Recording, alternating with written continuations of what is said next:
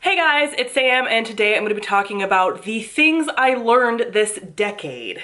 And this was a topic that was voted on by my Patreon supporters, so every month my Patreon supporters get to vote in polls for video topics and books that I read and things like that. And for Vlogmas, they got to vote on a number of topics, so this is one of them that they chose. So if you're interested in contributing to my content in that way in the new year, I will link my Patreon on the screen. This video is also being sponsored by Skillshare because it's about learning, but I'll talk about that later, so let's get into it. So I actually did decide on 10 things, and this is stuff that I've learned over the course of the decade. I kind of tried to pick things based on certain years and like chunks of time and where I was at that time. So I don't have things like per year necessarily, but I do have 10 things that I learned over the decade. I am also going to be doing a video closer to the end of Vlogmas about the things that I learned in my year of growth, which is what my word was for this year, my like intention word. So I'm going to have some more specific to 2019 things later on. These are just my general broad, what have I learned since I was 20? Topics. So the first thing I learned was what I wanted to focus on for my career. So in 2009, I was still in college getting my bachelor's degrees. I got two because I double majored and I am an ambitious Slytherin. In college, I didn't really know quite what I wanted to do, and most people honestly don't anyway, but I ended up falling into my majors, which were psych and social work, that I double majored in, and then after college, I fell into foster care and adoption, which I never would have done, but it's one of the only jobs that you can get with a bachelor's degree in like psychology. And just kind of stumbled around for a while. So over the course of the decade, I did work a lot in foster care and adoption in the beginning half, and then I got into graduate school, decided I wanted to go back for my master's degree, which I got in this decade. And during the course of my master's degree, I still didn't quite know at the beginning what population I wanted to focus on. I thought I was going to do like specifically LGBTQ plus populations, which I still do work with, but it was not my main focus. And I ended up in the middle of my master's degree getting cancer. And so I really changed everything about life and my worldview and everything else. And that was when I was 25. And after that, I ended up really focusing my niche population on the young adult oncology population, and oncology specifically. If you would have told me in 2009 you're going to be working with oncology, I'd been like, no the fuck I'm not. Because I didn't care. I mean, like everyone like cares about like cancer and everything, but like I was not going to work in medical. Absolutely not. And now I'm like, medical is all I want to do. So, well, and eventually I do want to do like individual therapy, outpatient therapy, which is something that I wanted to do when I originally got into school. So everything's kind of coming full circle, but now I know the population I want to work with, which is young adult cancer patients and their families and caregivers and loved ones, and more stuff about grief, and then your general, you know, like mental health stuff like anxiety, depression, and whatever. But yeah, that is something that really focused itself during this decade. The second thing I learned was my love of powerlifting. I think I started powerlifting probably around 2011, 2012-ish, I want to say, and that has been my exercise of choice throughout this decade. There have been a lot of times I've taken breaks from it. I'm on a break from it right now, but it is the exercise I like the most besides stuff that you can do like outdoors. And it's the most like gym-based thing that I enjoy doing, and it's focused much more on your strength than on the way that your body looks, although throughout the last half of the decade I did struggle with some body stuff, and so that's why I've taken a break from powerlifting a bit, but that's more something I'll be talking about in my year of growth video, because that's more specifically about this year. But powerlifting is something I love. It's focusing on really heavy weights, like the heaviest you can lift, like big barbells. It makes me feel so powerful, particularly as a woman, and I just really enjoy it, and it makes me very happy. And there are some powerlifting moves that I don't love, but the majority I do. And I never want to compete, but who knows, I could be doing a wrap-up video in 10 years and be like, I competed in powerlifting. But it's never been something that I want to do competitively. It's something I like doing for fun, and it's the exercise that I've always come back to throughout the years. I've never been someone that's focused on like, I never went around like a marathon or anything.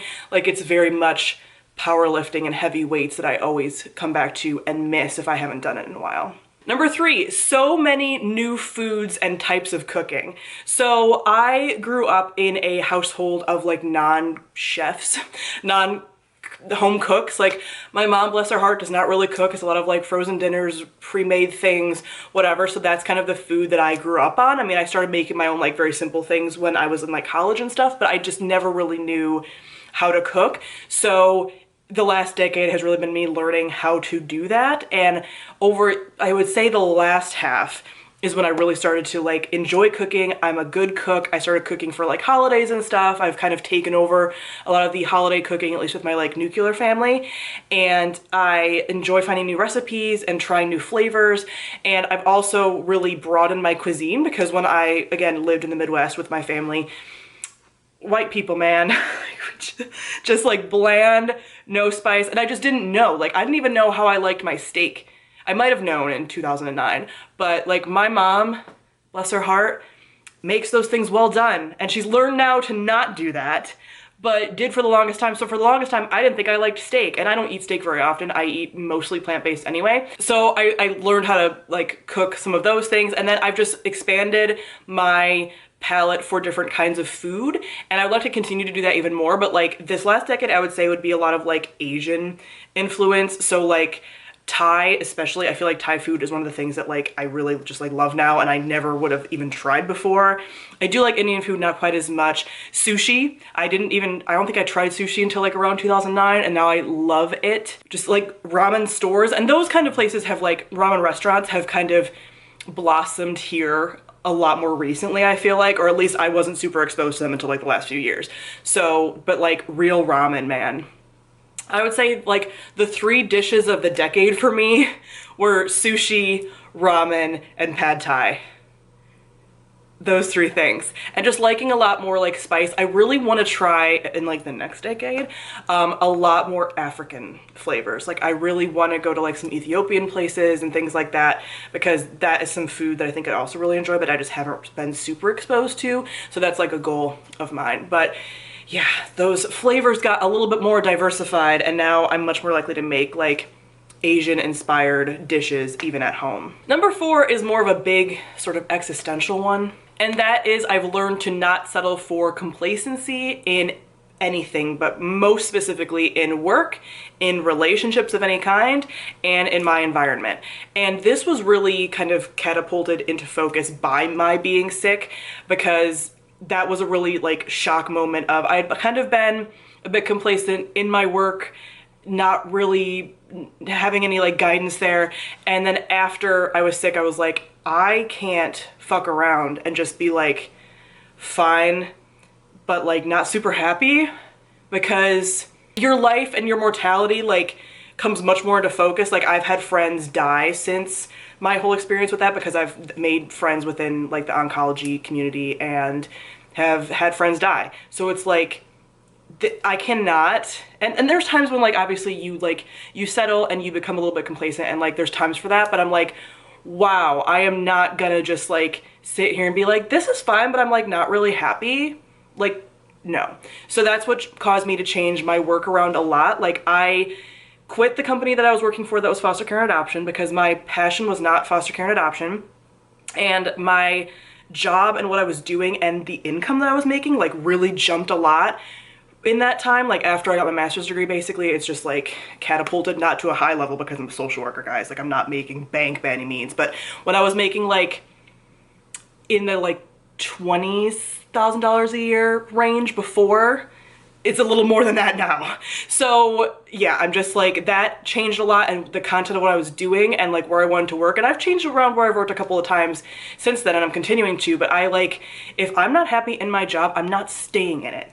Like for a sense of loyalty, like I'm a very loyal person, and that's actually where a lot of this sort of like complacency sort of gets tied into my loyalty, because I will stay loyal for a long time. And I'm loyal to jobs, even though jobs will like, they don't, like companies don't care. They will fire you in an instant or like lay you off or whatever. Like you are not a person to a company. So like, fuck that. And then in relationships, like in what I want for my relationships, both platonic, familial, and especially romantic, like not being complacent. And at the time when I sort of had this shock, I was very complacent in my relationship, and I like really kind of discovered over the last like few years with all of that that like I don't want to do that. And being just like okay and stable is not enough for me personally, and to just be in something because it works on paper, not something that I want. And then environment, same kind of thing. Like, I do not want to be somewhere where I'm miserable. That is one of the reasons why I'm moving. I do not want to be stuck here. Like, one of my worst fears, legitimately, was like dying in Delaware. Legitimately worst fears. So I'm like, I cannot be somewhere where I'm miserable. And I've moved so much in the past years, which I'm gonna get to, that now it's like I know I can change my situation and my living environment and make myself happier. And like, striving for happiness is not the complete goal, because you can't be happy all the time, but having a sense of hope is something I want to strive for in my life. Like, even if I'm not happy all the time, I want to still see a light at the end of the tunnel where I will be happy in the future and not ever doubt that. Number 5, I learned the value of online spaces in the last decade. This decade was the decade of me joining BookTube and being a part of online communities, and I am so grateful for online communities. And I have learned so much from online communities. From this community, the book community, from beauty gurus and makeup artists. That's where, like, in 2009, I think is when I maybe started getting into makeup. No, I think it was a little after that. I think I might have been out of college almost. It might have been like 2011. So that's when I started like getting into makeup, and everything I know about makeup is from beauty gurus and online communities. In the last year, I've learned a lot from like plant channels and plant tubers, as they're called, with the houseplant community. And I've just learned a lot from fellow booktubers. And then this decade is when Mari and I created BookNet Fest, which is all about learning and community and networking and all of that. So this has been an essential part of this last decade. I have made so many best friends from the online book community, and relationships with people that I talk to every day, and people that I would never have met any other way. We would have never come in contact with one another, and now we talk daily. You know, we have a lot of projects together. Like, all of these people, like, I'm going to one of my friends' weddings like next year in 2020 from the online book community. Like, it's just crazy, all the things I've learned from this community and just the online space. And I am so grateful for that, because the online book community specifically really got me through a lot of hard times, with me being sick, with just feeling low, relationship stuff, a place for venting, just like making me feel connected, especially when I've been here in a place that I don't really want to be. And now I'm changing that because, you know, no complacency, but I'm really grateful for this community and the things that I learn from being online. So speaking of learning things online, I want to talk to you about Skillshare. Skillshare is an online learning community featuring thousands of different classes on various topics by experts in their field. A premium membership to Skillshare gives you unlimited access to these classes so you can find what works for you. So if you have some goals for the new year or the new decade that you are trying to accomplish and you need to learn different skills for that, Skillshare would be a really good place for you to learn those skills. So like I mentioned before, I want to continue on my cooking journey, and I really do want to get more into like the fundamentals of cooking and such. Skillshare has a class called Thinking Like a Chef, a beginner's guide to cooking with confidence by Kenny Monroe. And this features things like cookware, knife safety, and things like plating, because I really do like taking photos of my food. So if I could start to like plate in really pretty ways, I'd love that. I love that for me as like a fully realized adult. So an annual subscription to Skillshare is less than $10 a month, so that is definitely less expensive than like other platforms or even in-person classes that you might take for some of these same skills. And because Skillshare is sponsoring this video, you can click on the link in the description and get 2 months free to see if you like it. So again, kick off your new year, your new decade with some new classes, some new skills, see if you like it, and just grow and flourish from there in the 2020s. So thank you to Skillshare for sponsoring this video about learning.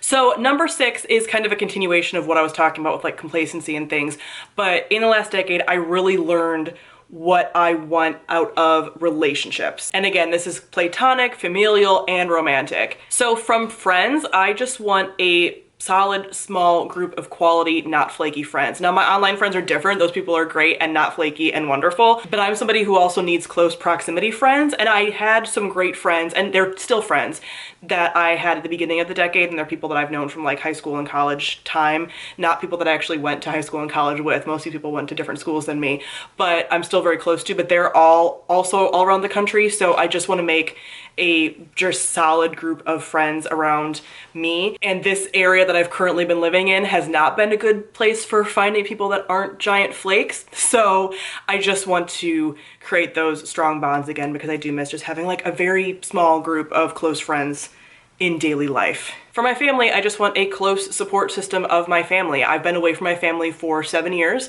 living on the East Coast. I will soon not be away from my family. I'll be very, very much closer to them. I'll be able to see them multiple times a month if I want to and if they want to see me. And that is something that's going to be very different from how it's been for the last 7 years, most of this decade. So I'm very much looking forward to that. I have a very supportive family. They're not perfect by any means, but I don't have a family that was ever like abusive or horrible to me or anything like that. So I'm very lucky and fortunate and privileged to have a family that I can be close with. And I'm looking forward to, like, as a full adult, building some of those bonds, especially with extended family that I have gotten closer to over the years, even being out here. So being closer to them is going to be really cool because it's like, yeah, we're all adults now. And like when I was, you know, living back at home, it was like I was still kind of a kid or felt like a kid. And so now it's like, no, now we're all adults and on the same playing field, you know, which is cool. It's a cool relationship to have with your family when you're like an actual adult. And 3, for romantic partners, I just want someone who has my back. I've had 3 serious relationships over the last decade. 2 were very long-term. 1 was like semi-long-term, and all of them have taught me something. And even like my little like dating, that the casual dating I've done throughout the decade has taught me stuff. But like those big relationships taught me different things. And I sort of need like an amalgamation of all of them, and that would be perfect.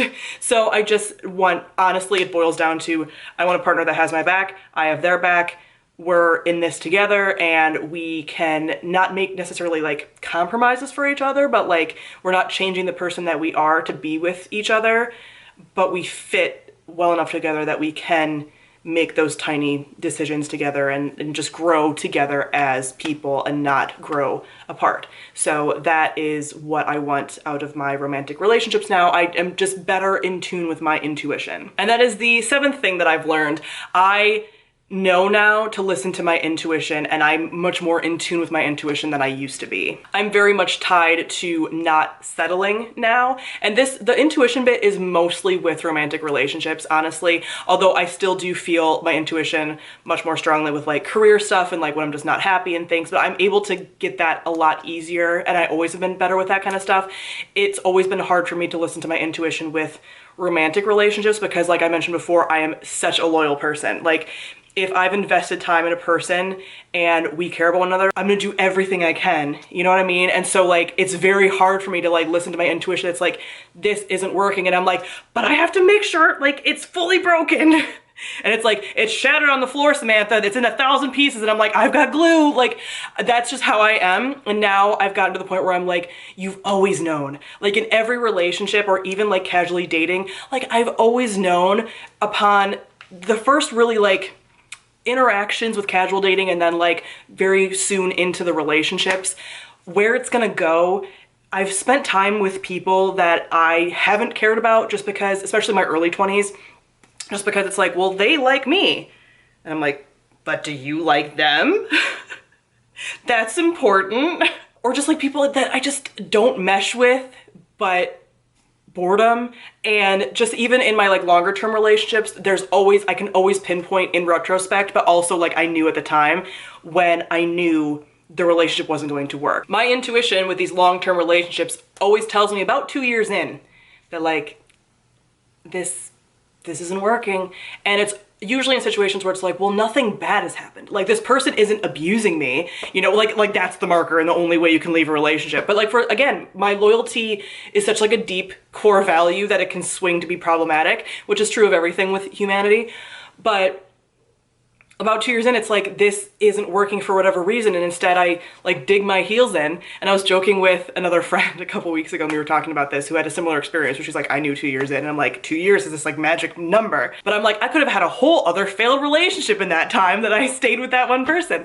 So I know to trust my intuition now. And it's been apparent even with dating that I've done in the last year, where I'm like, oh, I know. You know, and just trusting that a lot more, which is cool because I think in the future of my relationships, I'm just going to be in a better place for evaluating how that relationship is working for me and us and everything else. And instead of like staying in something that doesn't work and being complacent and settling, like I want to be as happy as I can be. I think that's a good goal.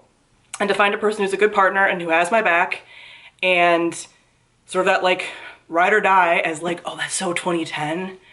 That's so 2010s. So yeah, that's just, now I know what I want with that, and I'm very much able to listen to my intuition and just like trust myself more than I was at the beginning of the decade, which is very natural. That's what happens in your 20s. Number 8, I've learned a lot about moving in the last decade. When I was thinking about the decade, I was like, wow, what is one of the things that has really like been a major theme of this time? And it really has been moving. So since the beginning of the decade, because I originally was calculating this from when I moved to Philly, but really I was moving a lot when I was also living back home. So I've moved house 7 times in the last decade, and since 2013, I've moved like cities 4 times. I think since the beginning of the decade, I've moved cities probably 5 or 6 times. So I've moved a lot in the last decade, a lot. And it's just taught me a lot about like just the nitty gritty of moving. Like now I just know as a basic skill, like when you're packing stuff up, literally write everything that's in the box on the box. Like if you stick a random thing in there, like write everything on the boxes. Not just like, this is kitchen. No, no, no. Put everything that's in there. It makes it so much easier. So that's like one of the skills. I've also learned that like I want to hire movers to move things into the truck. I don't need them to necessarily drive the truck, although I've had that happen with like smaller like in-city moves. But it alleviates so much stress, both physical and mental and everything. The moves happen so much faster and more efficiently. It is like literally worth the money for me if I can afford it, which I always save up enough beforehand to be able to afford it in the last few years when I've done the mover thing. Yes. And it's also just been a thing that's taught me like you can change your situation. Like I've mentioned earlier with like changing your environment. If you're not happy, you can change it. And it's a pain in the ass, but it can happen. And 2020 is starting off with me making another move back home to the Midwest. So that's happening in early 2020. So yes, but I'm hoping in the next decade to find roots, like officially. Like even though I've been here on the East Coast, the Mid-Atlantic area for like 7 years, I've never really felt like I found my roots here. My roots have always been in the Midwest. Like I've had just like a long trailing route all the way back there. So I'm ready to find like and have strong roots there and find a place where I'm like, I'm home. So number 9, with the whole moving thing, really embrace minimalism. And that's been in the last like 3 years or so with a lot of the moves, because I've continued to pare my house down and the living space that I've lived in, from like living in houses to living in like a 2-bedroom apartment to living in a 1-bedroom apartment. I could live in a studio and probably be happy. So I just don't have a lot of stuff anymore. Like I only have the stuff that I really love. I'm much easier able to get rid of things that I don't like. I just don't buy stuff just to buy it. I've never really been a super compulsive shopper, but I used to get a lot more like tchotchke type stuff. I've just perfected the way that I want my house to look. I've recently done an apartment tour, which I will link on the screen. And I just like know what I want to surround myself with, and I would much rather have more like experiences and things like that than buying stuff and having to move a ton of stuff. And that is true of literally everything: books, makeup, nail polish. I really pared down. I used to really collect nail polish like earlier in the decade. That is such a weird thing to say. Clothing, I was never a big clothing person. I've never been like a huge shopper for clothes, but that's something I've pared down. But it really has been like a lot of household stuff, tchotchkes, things like that. So yeah, I just really only keep around the things that I love. I don't buy things unless I love it. And that has made my life like so much more calming. And like my space is more soothing, and it makes decision making way easier for me as well. And number 10 is just like my overall sense of self. I've learned a lot more about myself. I've also learned a lot about my style. Obviously, it's gotten a lot more settled and completely my own in the last decade. Like the way that I look now compared to how I looked when I was, you know, like in college is obviously very different. I found my like hairstyle that I love, which I would have never found if I hadn't lost my hair, because I would have never cut my hair this short, but I love it and really can't see myself anytime soon changing it. I found the makeup that I like. I love my like fun nails. I wear basically all black and gray, as you guys know, and I used to wear like sundresses and stuff. I like a more retro style if I'm dressing up. I basically want to look like a post-apocalyptic assassin living her daily life after the apocalypse has kind of calmed down. That's like the general vibe that I want to give off. And then when I'm dressing up, I want to look like a like retro femme fatale. So I just know that about myself, and all the things that I've mentioned, I've just really added to my sense of self. I feel secure in majority of my decision making. Your girl still has anxiety. That hasn't changed in the last 10 years, but I feel more confident in the decisions I make. I know what I want out of life, generally speaking. I also know that life will take its own twists and turns, because again, like I've said in this video, like there's a lot of things that I never would have predicted. So I know that that's very true, but I know what I want out of life. I know how to get there. I have a sense of who I am, what I like, the style I like, the aesthetic I like, the people I like being around, the people I like being in relationships with. all of it is something that I've really come to discover in the last decade. And I'm very happy with the person that I am overall. Constantly learning, constantly growing, but overall like the trajectory that I'm on and the person that I've become. And I think that me in 2009 would be like, oh, that's a badass bitch right there. I'd be like, yeah, girl, just you wait. Going through a lot of trauma to get here. And happiness and really good times. I've had really good times throughout the last decade, and it's just been, yeah, it's just life, man. Just life. So I hope you all enjoyed the things that I learned over the last decade and all of the like deep wisdom that I shared with you. But comment down below, let me know some stuff that you've learned over the past decade. I think it's just fascinating, and just like how like really a life cycle is 5 years. Like you like learn a lot in 5 years, and that's considered like a mental health like life cycle thing. So that's 2 life cycles really that you've been through. So I want to learn the things that you've learned in the last decade. So thank you all for watching, and I'll see all of you guys soon. Bye.